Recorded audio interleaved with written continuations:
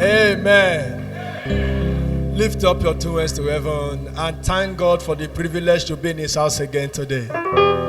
Give Him praise, celebrate Him, magnify Him. Thank Him for grace and strength that He has given unto you all through this 21 days fasting and prayer. Thank Him for the spirit of prayer and supplication. Thank Him for answers to prayers. Thank Him for the speedy manifestation of answers. Give Him praise. Ask Him to speak to you again tonight.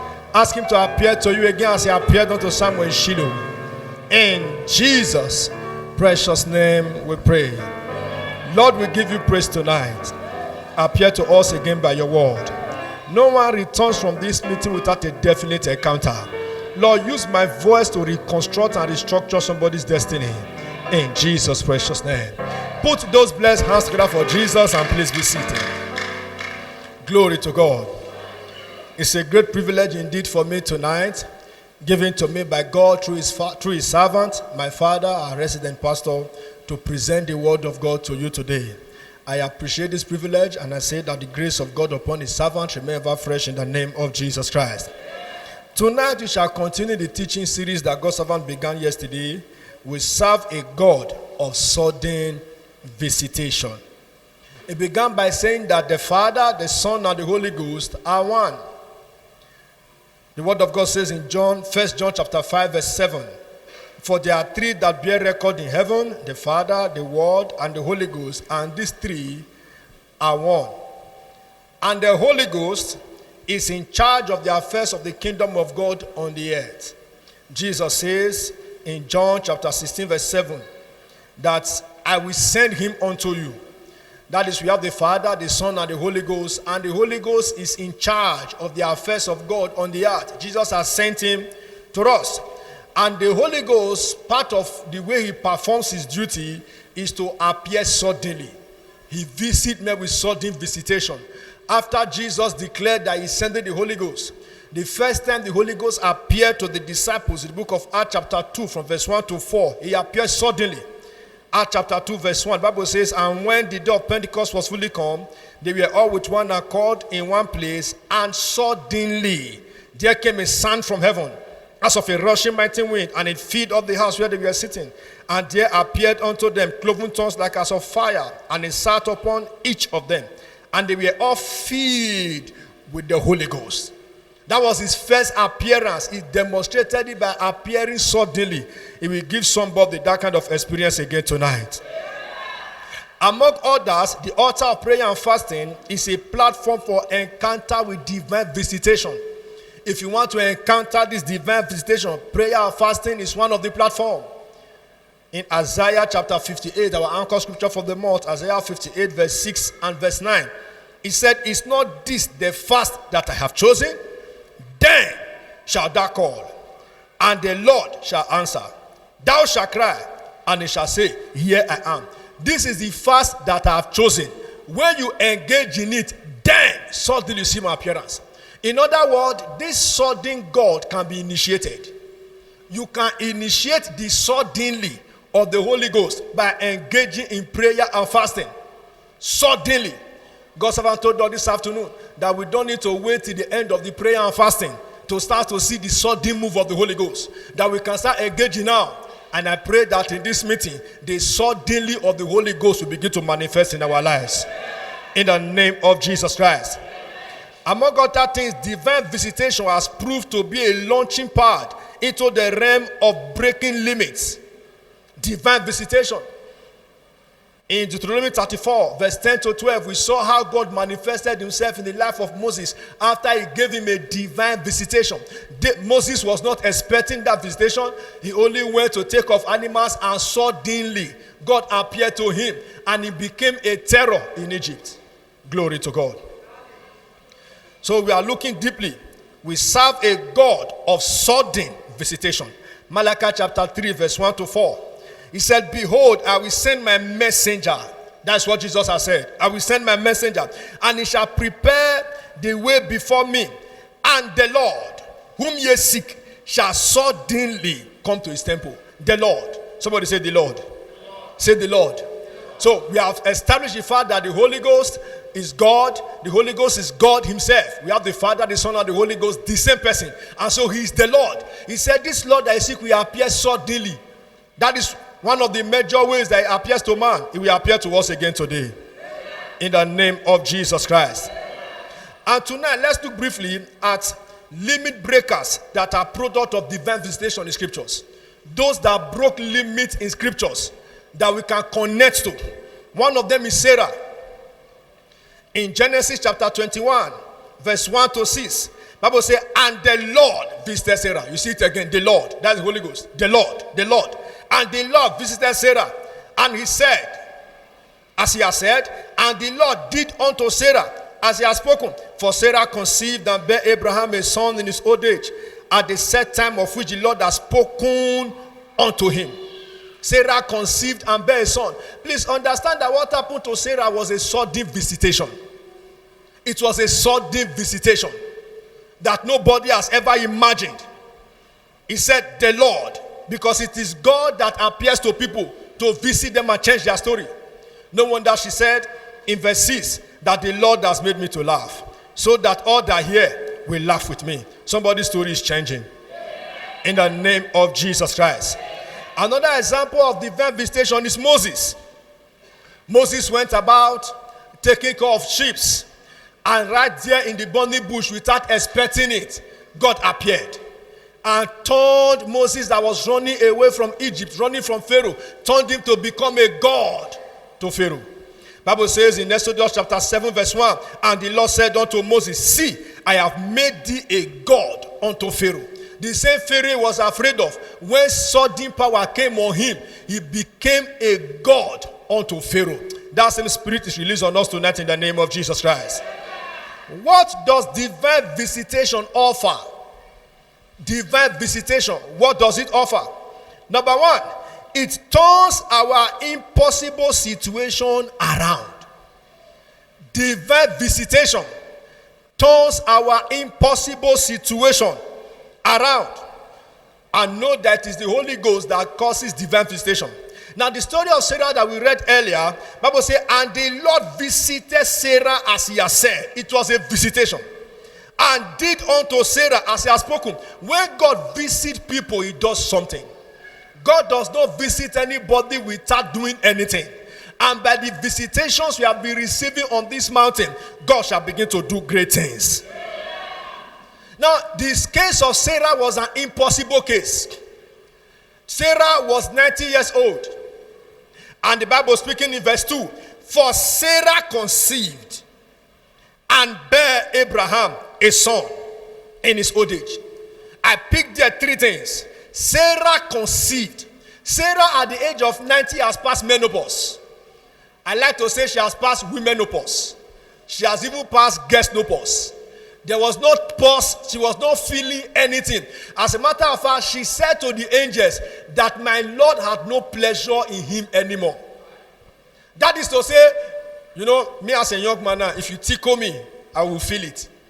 But if you tickle Sarah, she will think it's fly that hit her and remove your hand. No pleasure. There was no feeling. There was nothing. A medical doctor once told me that the age that Abraham was, at 100, it was practically impossible for him to have an erection.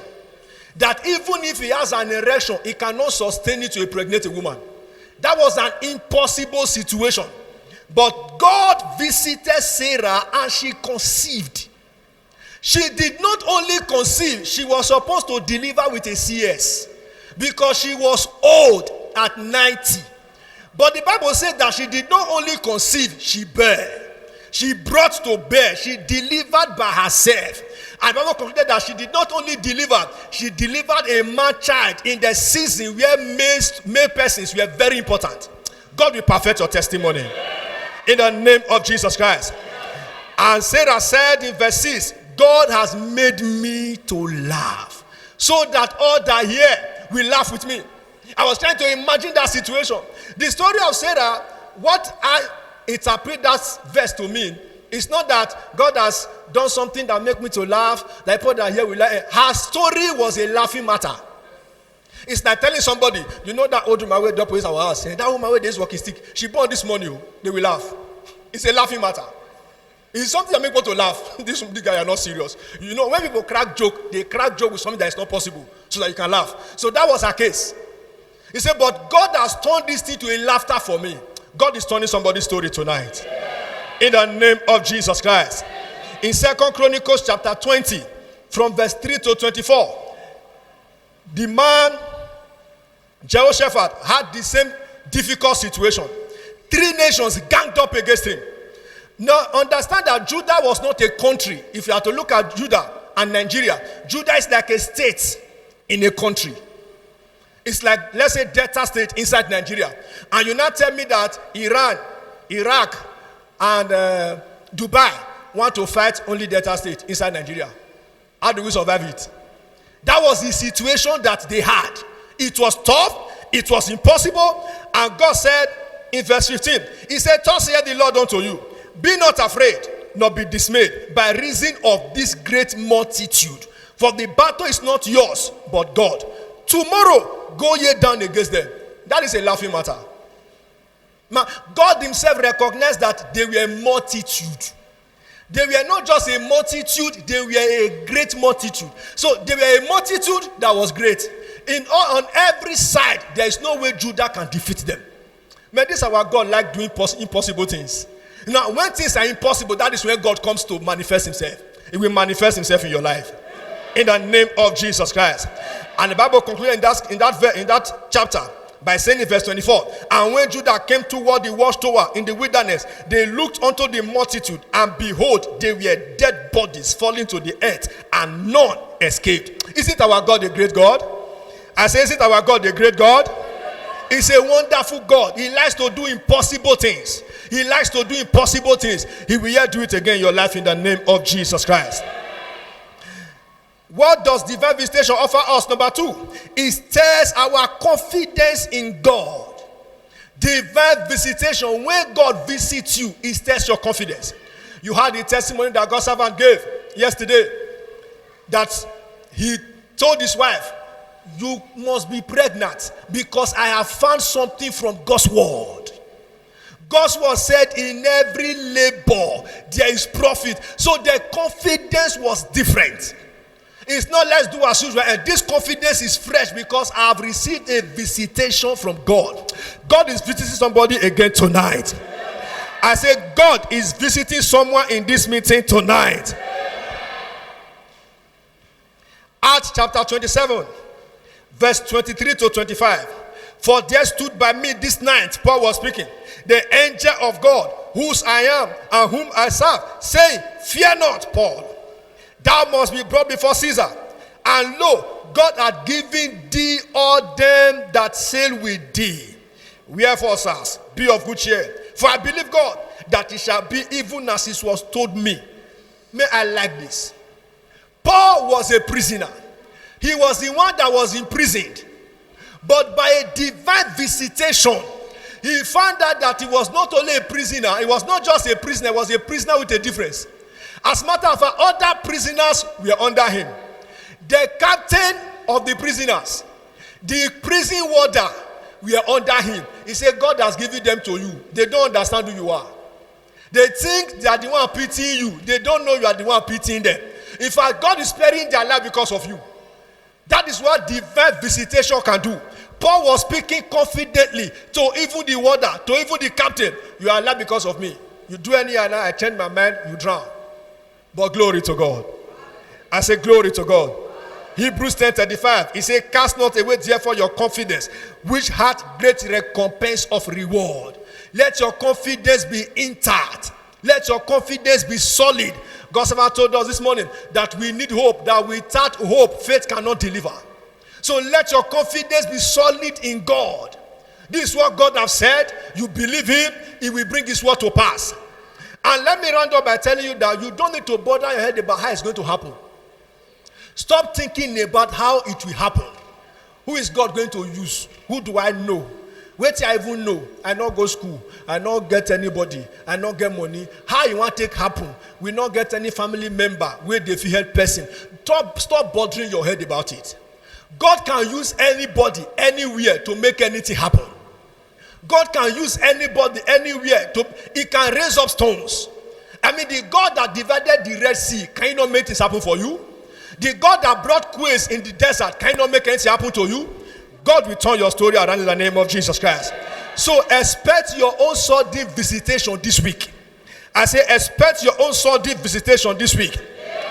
Proverbs 23:18, it says, for surely there is an end, and thy expectation shall not be cut off. So if you don't have expectation, there's nothing that God can work on. So stir up your expectation. Stir up your expectation. Be not dismayed. God is with you.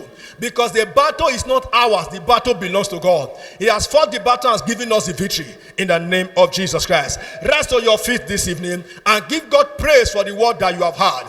Thank Him. You have been blessed by this word. Thank Him for the word you have heard. Thank Him for your hope. Thank Him for faith. Thank Him for grace that He has released unto you. In Jesus' precious name we pray. Please understand that the characters that we have mentioned tonight are people that have fellowship with God. People that have fellowship with God.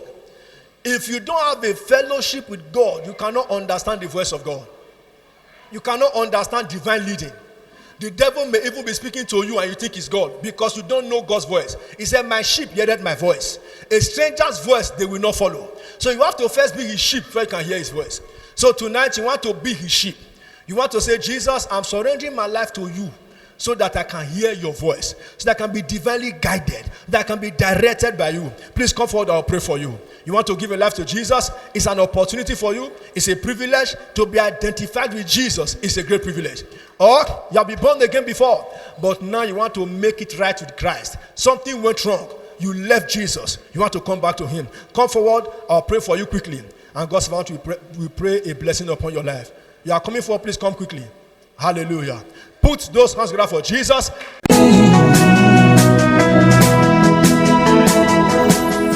If you've been blessed by this message, we encourage you to join us in our services every Wednesday by 5 p.m.